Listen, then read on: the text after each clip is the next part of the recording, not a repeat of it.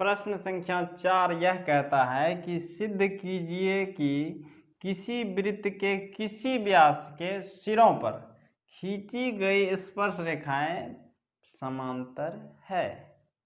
यही हमको सिद्ध करना है।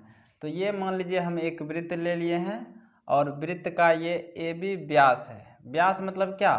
वृत्त के केंद्र से जब जीवा को गुजारते हैं तो वही व्यास बन जाता है। तो यहाँ पर AB हमारा वृत्त का व्यास हो गया।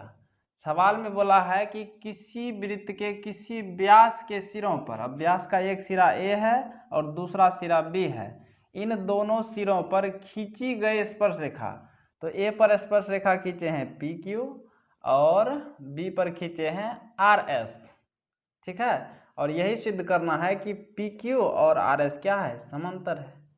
सवाल समझ में आया?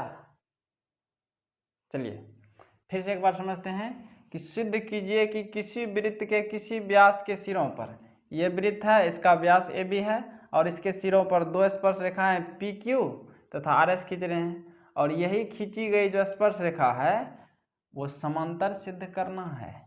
और आपकी सुविधा के लिए मैंने इसका हल पहले ही कर लिया है कि आपको बेहतरीन समझ में आए।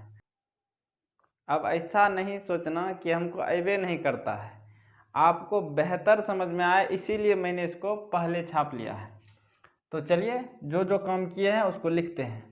तो माना कि एक वृत्त का केंद्र O है, ये वृत्त है, इसका केंद्र O है, तथा AB वृत्त का व्यास है।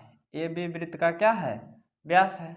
और PQ तथा RS दो ठो क्या है? स्पर्श रेखाएं हैं। यहाँ तक क्लियर? हमको सिद्ध करना है कि PQ समांतर RS, मतलब ये और ये दोनों समांतर है। समांतर मतलब दोनों सीधा आगे बढ़ते रहेगा और कभी एक दूसरे को काटेगा नहीं, ठीक है।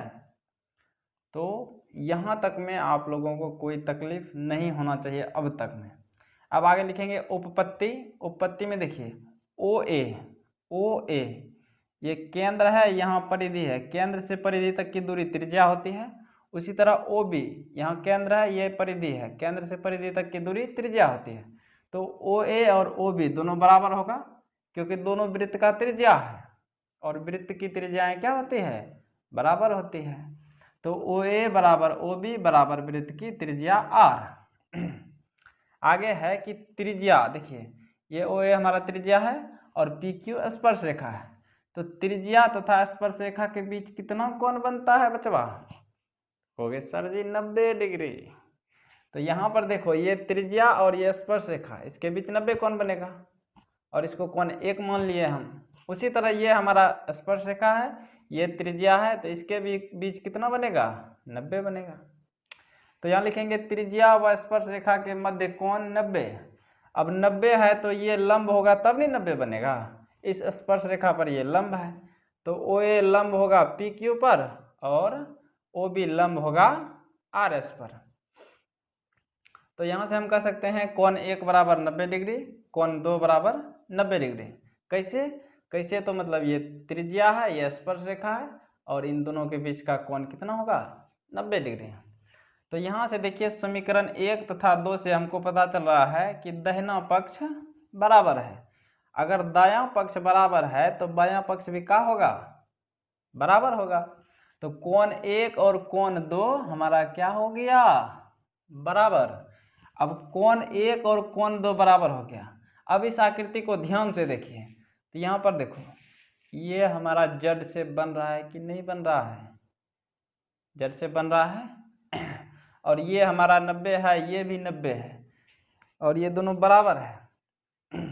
90 इसका भी मान, 90 इसका भी मान, तो ये दोनों एकांतर कोण है कि नहीं है? जड़ से बन रहा है, इसका भी मान 90, इसका भी मान 90, तो ये दोनों एकांतर कोण है। और ये दोनों एकांतर कब होता है? तो नम्मा में हम पढ़े थे कि जब कोई दो समांतर रेखाओं को तीसरी रेखा काटती है यानी तिर्यक रेखा, तो उसके एकांतर कोण बराबर होते हैं।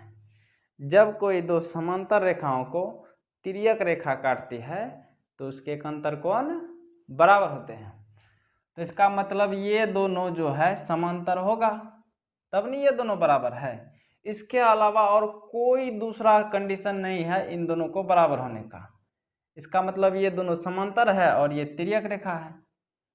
ठीक है, तो वही चीज लिखे हैं यहाँ कोण 1 और कोण 2 एकांतर कोण है, क्योंकि ये दोनों बराबर अभी तुरंत सिद्ध किए हैं ना। तो कोण 1 और कोण 2 एकांतर कोण है और एकांतर कोण परस्पर क्या है, बराबर है। तो इसीलिए डायरेक्ट हम लिखेंगे कि PQ होगा RS के समांतर। क्यों? क्योंकि जब कोई दो समांतर रेखाओं को तिर्यक रेखा काटती है तो उसके एकांतर अंतःकोण बराबर होते हैं। तो उम्मीद है कि आपको यह सवाल बिल्कुल क्लियर हुआ होगा। तो आज के लिए दीजिए मुझे इजाज़त। अपना ख्याल रखें, बड़ों का सम्मान करें। जय हिंद, जय भारत।